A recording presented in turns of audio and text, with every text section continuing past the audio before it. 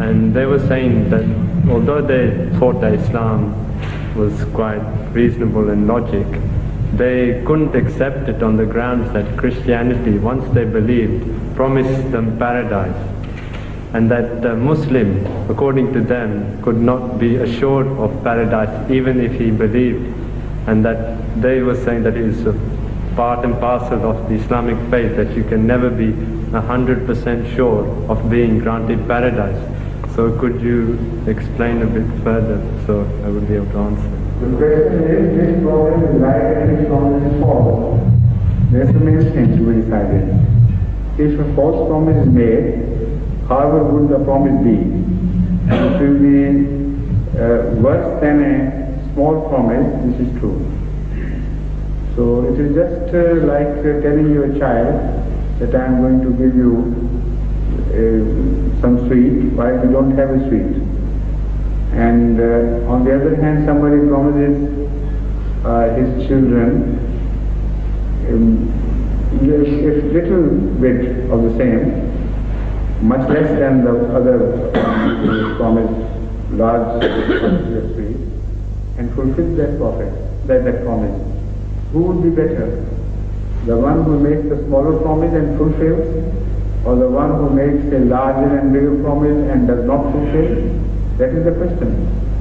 So that promise which they think has been given to them by Christianity can be analyzed here on its face value and proved to be wrong, because Islamic philosophy is such that it is applicable to this life, and also it is not just a claim, it carries the proof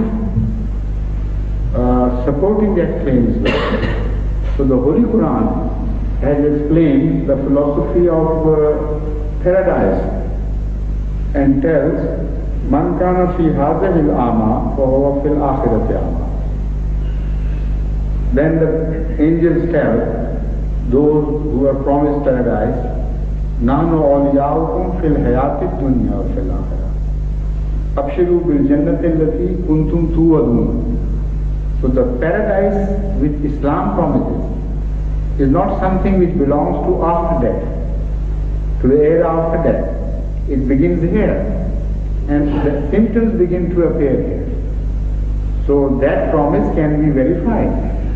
It's not just something which you close your eyes and you don't know what may happen to you. But it says here on this earth will begin to show you that you belong to paradise. And the symptoms of the paradise will appear. Now these symptoms have been enumerated in the Holy Quran at some places. The Bible is completely silent on this. So as long as it is just a tall claim, how can anybody believe in any claim if, why not go to some other religions who make even louder claims? So if you have to go after claims and compare them, we are not in the market. Let them compare their claims in between. But if they want to judge scientifically and find out the truth, then Islam has a system. And as I mentioned, in these two verses for instance, it says that those who are blind here on this earth will rise as blind men in the hereafter. That shows that you can't expect paradise unless you have developed those abilities, the inner qualities, without which you cannot go to paradise. And those qualities are to be judged here on this earth. And this verse belongs to the changes which someone goes through while improving his soul by practicing Islam on this earth. According to Islam, when you begin to practice Islam correctly, then within you spiritual organs begin to develop. Like eyes, there will be spiritual eyes. Like ears, there will be spiritual ears. And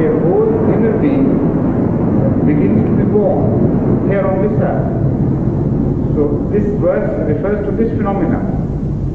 If you have not developed those spiritual eyes with which you can see your God and the phenomena of religion, then you cannot expect to be born with eyes in the hereafter. But there is another, this is something subjective. As yet, it is subjective, and some Christian can say that all right, we have also got inner eyes. We have developed them, okay.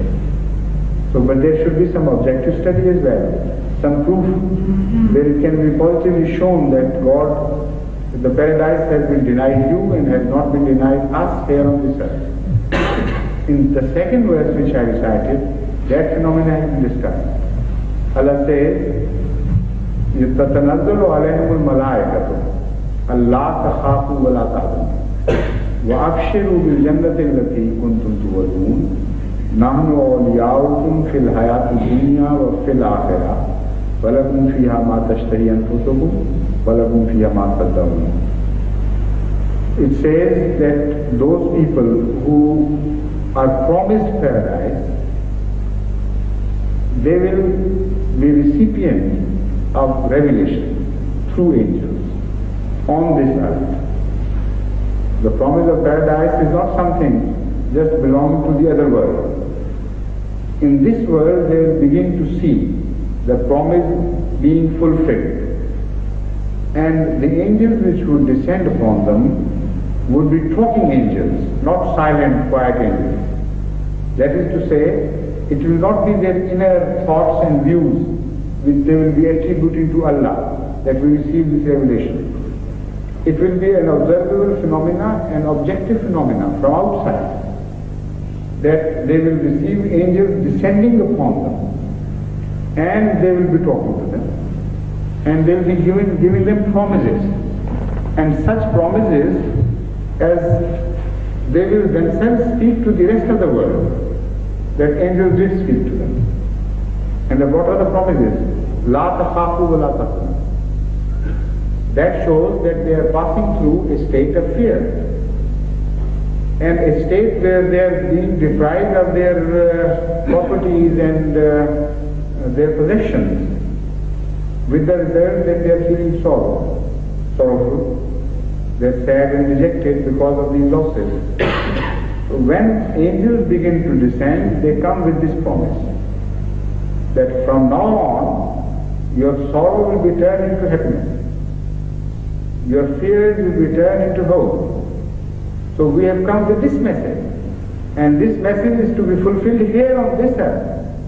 Now what better proof can you offer anybody that that promise of paradise has been fulfilled partly here? And Jamaat Ahmadiya has been passing through all these phases, year after year, or decade after decade. And the history of Jamaat Ahmadiya is a proof enough that when paradise is promised to us, that promise is just not a fake promise or just something belonging to the other world. It is a reality which we begin to see here, and we have seen here many a time before, and we are expecting it to be seen again now. So tell them, draw their attention that now this is the time to observe. Now we are speaking from a point of dejection, from the lowest depth, where almost all hope is lost. It's total darkness. And you can also share that darkness with us if you begin to see from our angle. So there is nothing which is obscure about it. And now we are telling you, the angels have started descending upon us. And they are promising. So you will live long enough to see that this promise is kept, and then you will know that the promise which was given to us about the life after death, that also would be kept. But what is the sign for your promises? You follow the argument.